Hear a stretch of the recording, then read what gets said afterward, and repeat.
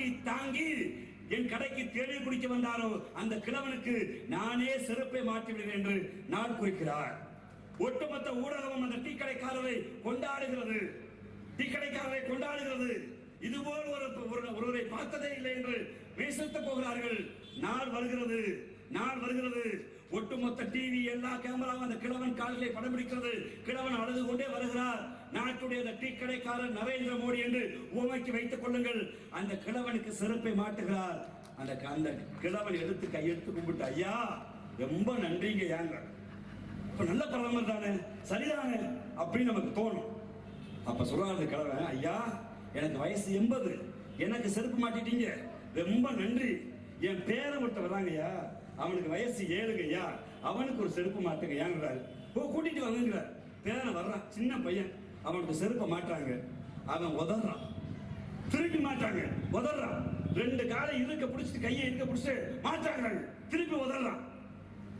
அந்த பெரியவர் சொல்றாரு, ஐயா ஐயா எனக்கு வயசு 80ங்க ஐயா, எனக்கு 8ஆம் நம்பர் செருப்புங்க ஐயா, என் பேரனுக்கு வயசு 7ங்க ஐயா, அவனுக்கு 2ஆம் நம்பர் செருப்பு தான் மாட்டுறங்க ஐயா, அவனுக்கு 8ஆம் நம்பர் செருப்பு மாட்டினா என்னங்க ஐயா அர்த்தம் அப்படின்னு கேட்கிறாரு. அப்பதான் நாட்டின் பிரதமர் சொல்கிறார், ஒரே நாடு ஒரே செருப்பு என்கிறது ஓடுங்கிறார். இந்தியா என்ற நாடு, இந்தி பேசுற இந்திக்காரன், சாந்தினி பேசுற பீகார்காரன், மைதிலி பேசுற உத்தரப்பிரதேசக்காரன், ஹிந்தி பேசுற ஹிமாச்சல பிரதேசக்காரன், பஞ்சாப் பேசுற பஞ்சாபியன், மராட்டி பேசுற மராட்டியன், போஜ்புரி பேசுற உத்தரப்பிரதேசக்காரன், சாந்தினி பேசுற பீகார்காரன், மணிப்புரி பேசுற மணிப்பூர்காரன், திரிபுரா பேசுற திரிபிகாரன், காஷ்மீரி பேசுற காஷ்மீர்காரன், ஒரியா பேசுற ஒரியாக்காரன், தெலுங்கு பேசுற என் சகோதரன் ஆந்திராக்காரன், கன்னட பேசுகிற என் சகோதரன் கர்நாடகாரன், மலையாளம் பேசுகிற என் சகோதரன் கேரளக்காரன், தமிழை பேசுகிற தமிழ்நாட்டுக்காரன் என்று பல மொழி பேசுகிற நாடு இருக்கிறது. ஆனால் மோடி என்ற மனிதர் ஹிந்தி மட்டுமே என்கிறார். மாட்டை திம்பவன் உண்டு, கோழியை திம்பவன் உண்டு, ஆட்டை திம்பவன் உண்டு. மோடி சொல்கிறார், இல்லை இல்லை ஒரே வெஜிடேரியன் என்கிறார். சுட்டுக்க மாட்டீங்க. பிஜேபி காரன் சுட்டு இருந்தா அது உளுந்த வடையா இருக்காது, ஊசி போன வடையா மாறி இருக்கு, உளுந்த வடையா தான் இருந்திருக்கு. எனக்கு கட்சிக்காரன் சுட்டு கொடுத்துருக்காங்க. இன்னைக்கு பேசியிருக்காரு, வாரிசு அரசியலை ஒழிப்போம், வாரிசு அரசியலை ஒழிப்போம், எங்க தமிழ்நாட்டை ஒழிப்போம், பரவாயில்லை.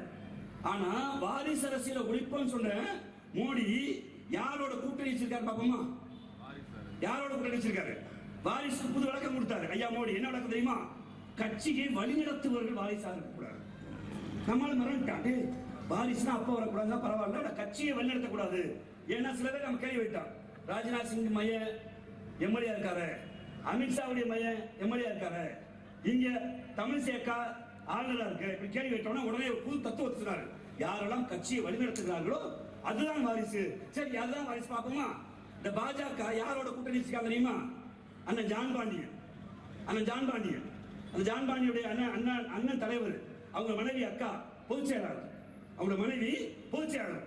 இன்னொரு பச்சைமுத்து பாரிமுத்து, யாரு? பச்சைமுத்து வேந்தர், எஸ்ஆர்எம் வேந்தர், இந்திய ஜனநாயக கட்சி, அவர் நிறுவன தலைவர், அவர் மகன் அன்பு ரவி பொதுச் செயலாளர்.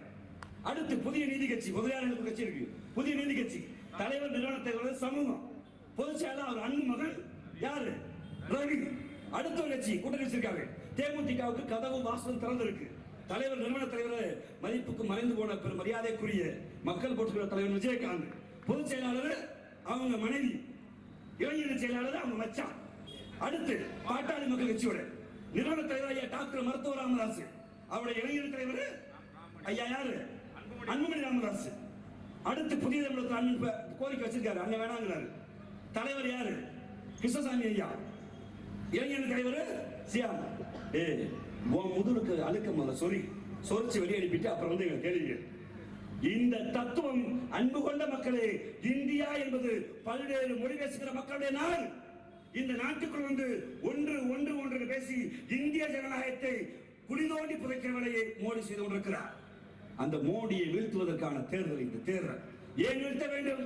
எதற்காக வீழ்த்த வேண்டும்? நான் சொன்னேன், இப்ராஹிம் ஆரம்பித்து முனீஸ்வரன் முடிகிறவர்களை ஜான்பாய் காண்டும் விரும்பிய கடவுளை தொழுவதும், விரும்பிய மொழியை பேசுவதும், விரும்பிய உணவை தின்பதும் அது ஜனநாயக உரிமை. ஜனநாயக உரிமை. அவன் கேட்டா சொல்கிறான், ஒரே ஒற்றுமை வேண்டுகிறான். ஒற்றுமைக்கும் யூனிட்டிக்கும் யூனிஃபார்மிட்டி. யூனிட்டி என்றால் ஒற்றுமை, யூனிஃபார்மிட்டி என்றால் ஒரே மாதிரி. ஒற்றுமைக்கும் ஒரே மாதிரிக்கு வித்தியாசம் உண்டு. நாம் ஒற்றுமை என்கிறோம். என்ன ஒற்றுமை? ராஜீவ் காந்தி ஆண் வசதியா இருக்கிறது, வேட்டி அணிகிறேன். என் தம்பி ஜீன்ஸ் போடுகிறான். என்னுடைய அக்கா, என்னுடைய தங்கை சேலை கட்டி இருக்கிறார். இது உடை என்பது ஒற்றுமை.